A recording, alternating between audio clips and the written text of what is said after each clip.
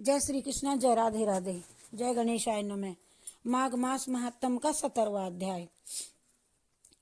भगवान दत्तात्रेय जी ने सहस्त्रबाहु से कहा कि अप्सरा कंचन मालिनी अपना संपूर्ण वृतांत सुनाने के बाद उस राक्षस से पूछने लगी कि हे राक्षस, अब तुम अपनी दुर्दशा का कारण बताओ। तुम्हारी ये कैसे गति हुई? स्पष्ट रूप से मुझे सुनाओ। कहो कि किस महापाप के कारण तुम इस राक्षस योनि में प्राप्त हुए हो। को राक्षस बोला, हे देवी, मैं अपने पूर्व जन्म में काशी का वेद पाठी ब्राह्मण था। काशी में वेद पाठी ब्राह्मण था। पवित्र काशी में रह के भी उत्तम ब्राह्मण कुल में मेरा जन्म हुआ था। मैं पवित्र कुलोत्पन्न में शास्त्रज्ञ तथा धर्मज्ञ था, किंतु मैंने दुराचारी और हिंसक राजाओं और शूद्रों और चांडालों तथा पापियों से अनेकों बार दान ग्रहण किए। इतना ही नहीं, मैंने पवित्र काशी नगरी में अनेकों पाप भी किए। मैंने स्वयं कुपात्रों से भी दान लिया, परंतु स्वयं कोई धर्म का कार्य नहीं किया। इसी कारण मृत्यु के पश्चात मुझे घोर नरकों की प्राप्ति हुई। मैंने पवित्र धाम काशी में पापी जीवन बिताया था, अतएव मैं अनंत काल तक नरकों में यातनाएं भोगता रहा। अपने पूर्व जन्मों के हाल बतलाते हुए राक्षस ने आगे कहा, हे देवी, नरकों के भीषण दुखों को भोगने के पश्चात 2 बार मैं गीध का रूप में जन्म लिया, 3 बार मैं व्याघ्र के रूप में और 2 बार पर स्त्री गमन मैंने किया।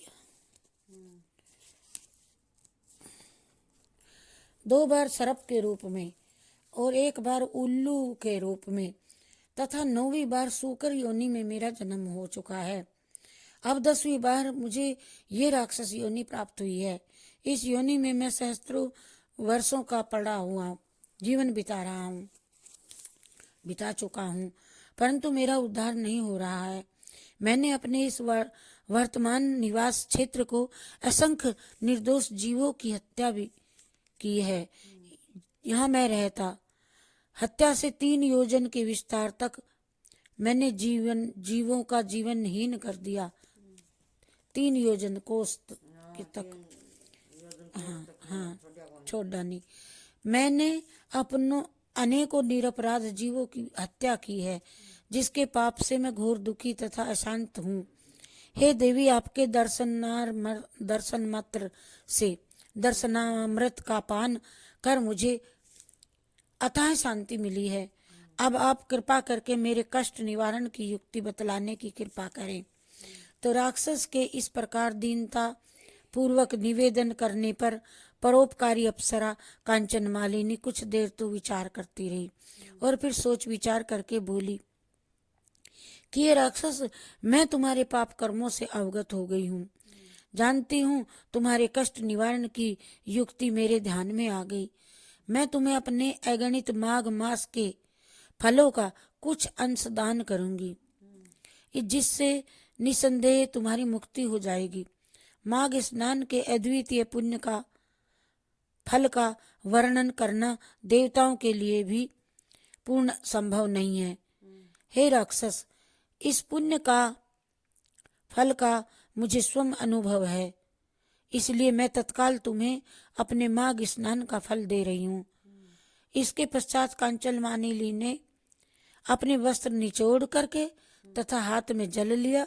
जल ले करके ये संकल्प करके अपने माघ मास महात्म का फल उस राक्षस को दान कर दिया। कंचन मालिनी ने इस दान के चमत्कारी प्रभाव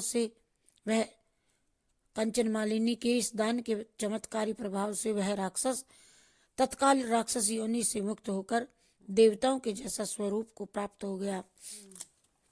और फिर उसी समय देव योनि प्राप्त कर चुके राक्षस को स्वर्ग लोक ले जाने के लिए एक दिव्य विमान आ गया।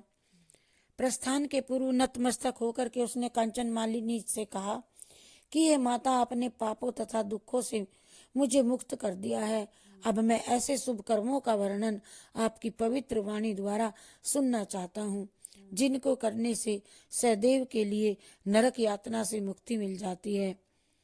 दिव्य शरीरधारी राक्षस द्वारा निवेदन करने पर कांचन मालिनी ने उसे उपदेश करते हुए कहा, हे सौम्य, सपने में भी जीव हिंसा नहीं करनी चाहिए, काम को वश में रखना चाहिए तथा कभी भी पराई स्त्री गमन नहीं करना चाहिए।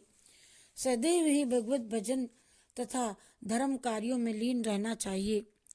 परछिन्नान्वेषण तथा पराई निंदा से मुक्त रह करके सदैव ही सच भाषण बोलना चाहिए, सत्य संभाषण करना चाहिए। तुम्हारे स्नेह और श्रद्धा के वशीभूत होकर मैंने तुम्हें जो धर्मोपदेश दिया है, इसे सदैव ध्यान में रखकर मनसा वाचा कर्मणा धर्म लीन बने रहना तथा भागवत भजन करते रहना चाहिए। इसी से तुम्हारा कल्याण निहित है।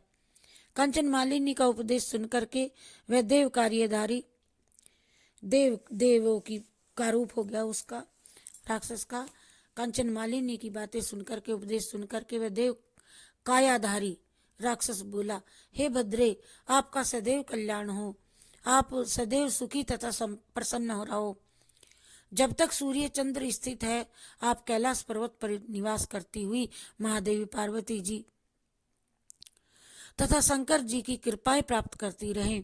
ऐसा कह करके वह देव कायाधारी राक्षस विमान में बैठ करके देवलोक को चला गया। वहां अप्सरा कांचन मालिनी भी आकाश मार्ग से कैलाश पर्वत पर चली गई। हे राजन, जो भी श्रद्धालु इस अध्याय का भक्ति पूर्वक पाठ करेंगे अथवा सुनेंगे, वे समस्त पापों और संतापों से मुक्त होकर के सदगति को प्राप्त होंगे करेंगे। उनको सपने में भी कोई दुख नहीं होगा और प्रेत बाधा से मुक्त होकर जीवन भर धर्मशील बने रहेंगे, धर्म में लीन रहेंगे। इति श्री पद्म पुराणे माघ महत्य में 17वां अध्याय समाप्त। हरि शरणम हरि शरणम हरि शरणम हरि शरणम हरि शरणम हरि शरणम हरि शरणम हरि शरणम। बोलो जय माघ महात्म की जय।